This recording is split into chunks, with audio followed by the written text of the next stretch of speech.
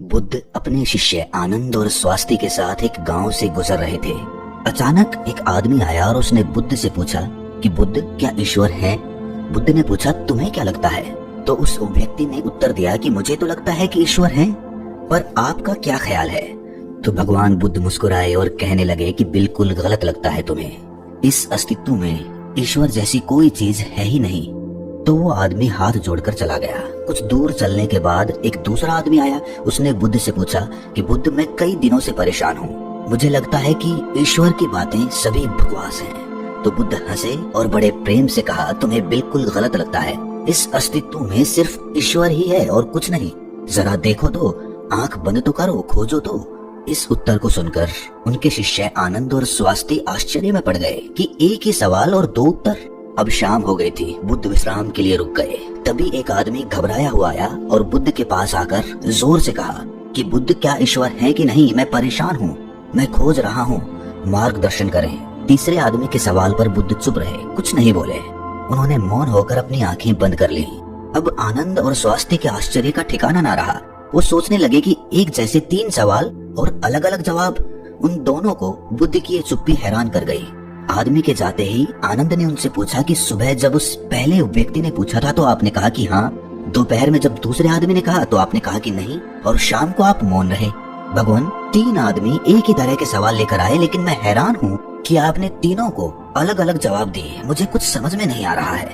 तो भगवान बुद्ध मुस्कुराए और कहने लगे कि आनंद, जो पहला व्यक्ति आया था उसने मान लिया था कि ईश्वर है, तो मैं उसकी मान्यता को मिटा देना चाहता था कि वो खोजना शुरू करे। ईश्वर है ये मानकर बैठ ना जाए, वो सत्य तक पहुँचे और उसका अनुभव करे।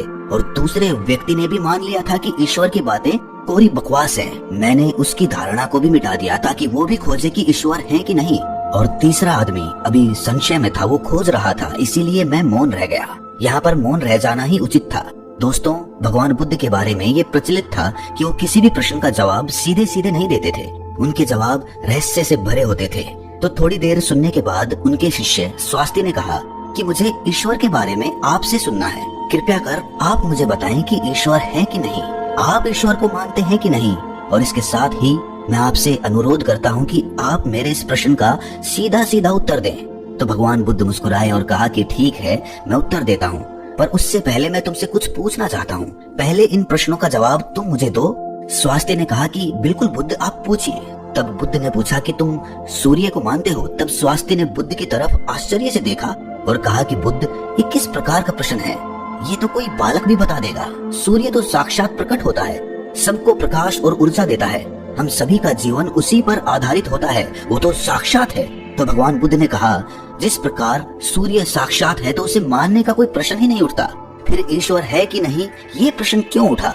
इसका तो यही अर्थ है कि तुम्हारे मन में ईश्वर को लेकर संदेह है, क्योंकि ईश्वर सूर्य की भांति प्रत्यक्ष नहीं है और तुम भी ईश्वर को बुद्धि से ढूंढने निकले हो। बुद्धि केवल उन्हीं बातों को मान पाती है जो उसे प्रत्यक्ष रूप से दिखाई पड़ता है, और ईश्वर कभी भी प्रत्यक्ष रूप से तुमको दिखाई नहीं पड़ेगा। और अगर दिख भी गया तो वो ईश्वर नहीं होगा। ईश्वर को मानते हैं कि नहीं मानते, असल में ये प्रश्न ही गलत है।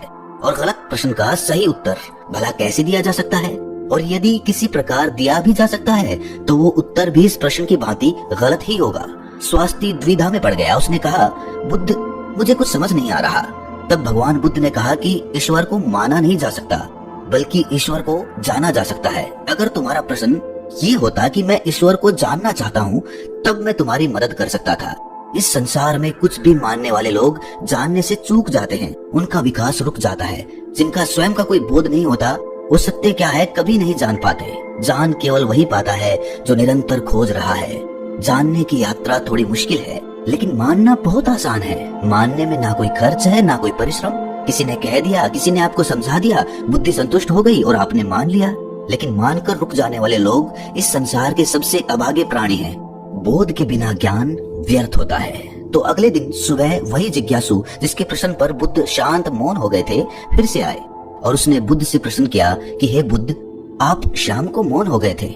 मेरे जीवन का एक ही लक्ष्य रहा है कि ईश्वर को खोज लूं, वो कहाँ है, कैसा है, उनसे ब्रह्म ज्ञान की प्राप्ति कर लूं। और मैंने सुना है कि आपको ब्रह्म ज्ञान उपलब्ध हुआ है, तो आप अवश्य ही ईश्वर से मिले होंगे। तो क्या आप ईश्वर की खोज में मेरी सहायता नहीं करेंगे? तो बुद्ध ने कहा, जिसे तुम खोज रहे हो उसे तुमने कहाँ कहाँ खोजा? तो वो जिज्ञासु बोला, बुद्ध मैंने सभी तीर्थ, सभी मंदिर और पूरी दुनिया का भ्रमण किया, यज्ञ हवन, बड़े बड़े अनुष्ठान सब पूरे किए। मैंने वो सभी कार्य किए जो मुझे ईश्वर प्राप्ति के लिए कहे गए थे, लेकिन फिर भी मुझे आज तक ईश्वर नहीं मिले। तब मुझे किसी ने बताया कि आपको परम ज्ञान उपलब्ध हुआ है, इसका मतलब आपने ईश्वर को जरूर देखा होगा, तो क्या आप मेरी सहायता करेंगे? बुद्ध ने कहा, मेरा एक सफेद मोती खो गया है, मैं उसी को खोज रहा हूँ, क्या तुम मेरी सहायता कर सकते हो? वो जिज्ञासु बोला, हाँ मैं बिल्कुल कर सकता हूँ, मैं अभी आपका मोती खोज कर दे देता हूँ। वो मोती ढूंढने लगा, धीरे धीरे समय बीतता जा रहा था। काफी समय ढूंढने के बाद भी मोती नहीं मिला, तो वो बुद्ध के पास गया और बोला, मैंने बहुत ढूंढा लेकिन वो मोती मुझे नहीं मिला। ये सुनकर बुद्ध ने कहा कि वो मोती अगर तुम मुझे ढूंढ कर दे दोगे तभी मैं तुम्हारी कोई सहायता करूंगा, क्या तुम्हें तुम्हारे सवालों का जवाब नहीं चाहिए? तो वो जिज्ञासु फिर से मोती ढूंढने लगा, लेकिन काफी समय बीत जाने के बाद वो बुद्ध के पास आकर बोला कि आप ठीक से याद करके बताइए कि मोती कहाँ खोया था। तो भगवान बुद्ध ने मुस्कुराते हुए कहा, वो मोती तो मेरी कुटिया में खोया था।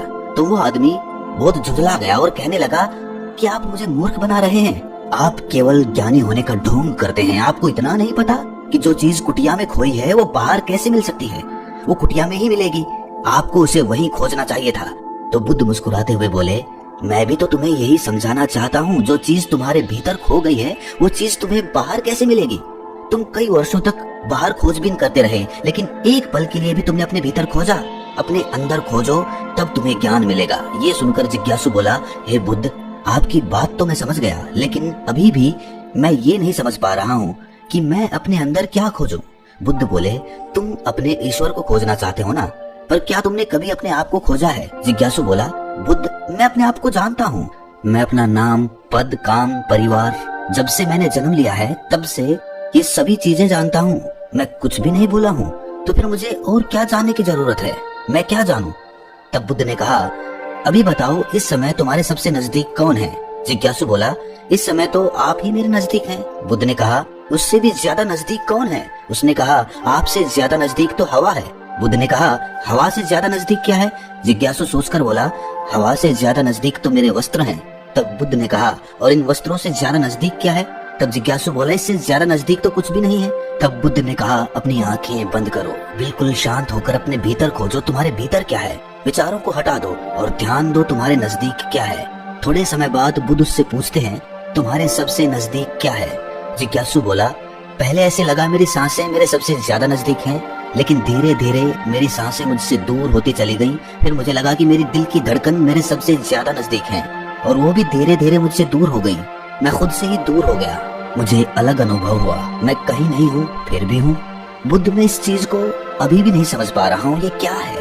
बुद्ध मुस्कुराए और कहने लगे कि अब तुम सही खोज कर रहे हो, शीघ्र ही तुम्हें तुम्हारा मोती मिल जाएगा, वो जो तुम्हें समझ नहीं आ रही थी वो समझ आ जाएगी। ये सुनकर जिज्ञासु ने बुद्ध से अपनी अभद्रता के लिए माफी मांगी और उनका आभार व्यक्त किया कि आपने मुझे ज्ञान का रास्ता दिखाया। तो ईश्वर को मानो नहीं, जानो। जब तुम ईश्वर को जान जाओगे, उसका स्वाद चख लोगे, तब तुम भी उस बात को किसी को बता नहीं पाओगे, उस ईश्वर की सीधी व्याख्या नहीं कर पाओगे, लेकिन दूसरों को ईश्वर का स्वाद चखाने में मदद कर सकोगे। बुद्ध तत्व संबंधित प्रश्न जैसे ईश्वर व आत्मा, इनसे संबंधित प्रश्नों से बचा करते थे, उनका उत्तर नहीं देते थे, और अगर कहीं विवशता पड़ी, उसका उत्तर देना पड़ा, तो वो उदाहरण के माध्यम से समझाने का प्रयास करते थे। जिन्होंने भी ईश्वर का वर्णन किया, उनके अनुयायियों ने अलग अलग समुदाय बना लिए और अपने ईश्वर को सही और दूसरे के ईश्वर को गलत मानने लगे। बुद्ध इस बात को जानते थे, इसलिए कई बार उन्होंने ईश्वर को नकारा था। उन्होंने ईश्वर को इनकार इसीलिए किया ताकि आपकी प्यास और गहरी हो सके और आप स्वयं उसे जाने। उन्होंने सदैव कहा है कि मेरे या किसी के कहने को मानो नहीं, स्वयं अनुभव करो। दूसरों के कहने या सुनने से धारणा उत्पन्न होती है और धारणा खोज में सबसे बड़ी बाधा होती है। बचपन से ही सभी को सिखाया जाता है कि यही हमारे इष्ट हैं, यही हमारे भगवान हैं, और इसीलिए वो बच्चा जो कि खोजी हो सकता था, जो जिज्ञासु हो सकता था, उसकी जिज्ञासा वहीं पर समाप्त हो जाती है और वो बच्चा जीवन पर्यंत उन कर्म कांडों में लगा रहता है जो कि दूसरों ने उसे बताए थे। वो खुद का मार्ग कभी तलाश ही नहीं पाता और यही धारणा पीढ़ी दर पीढ़ी हर धर्म में चली आ रही है और इसीलिए ईश्वर को तलाशने वाले लोग बहुत कम बचे हैं। बुद्ध हमेशा कहते थे कि मानना तो बहुत आसान है, किसी ने कहा और आपने मान लिया, इससे आपकी खोज हमेशा के लिए समाप्त हो गई। अगर आपको सच में खोजना है तो उसके लिए आपके मन में संशय होना चाहिए। संशय होगा तभी सवाल उठेंगे, और सवाल उठेंगे तभी आप किसी को जान पाओगे। वो तो सारी धारणाओं से परे है, क्योंकि धारणा बुद्धि का ही अस्तित्व होता है और बुद्धि से उसे कभी जाना ही नहीं जा सकता। अगर उसे जानना है तो बुद्धि के पार जाना होगा, और बुद्धि के पार जाने के लिए आपको अपनी धारणा यहीं पर मिटा देनी होगी।